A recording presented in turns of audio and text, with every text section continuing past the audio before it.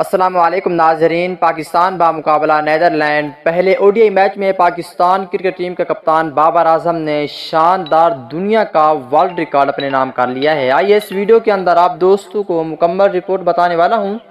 दोस्तों, Pakistan cricket team के कप्तान बाबर आजम के सच्चे और पक्के फैंस हैं तो इस वीडियो को लाइक करें, चैनल को सब्सक्राइब करें, बेल आइकन दबाकर ऑल पर लाजमी क्लिक कर देना है। दोस्तों, अभी की ताज़ा तरीन खबर निकलकर सामने आ रही है। पाकिस्तान क्रिकेट टीम के कप्तान बाबर आजम ने दुनिया का वर्ल्ड रिकॉर्ड अपने नाम कर लिया है। दोस्तों, नीदरलैंड के खिलाफ पाकिस्तान टीम के कप्तान बाबर आजम ने आज तक इतने अच्छे स्कोर नहीं किए थे जो आज बाबर आजम ने अच्छे स्कोर किए हैं। बाबर आजम ने 74 रन बनाए हैं, जिसमें कुछ छक्के और कुछ चौके शामिल थे।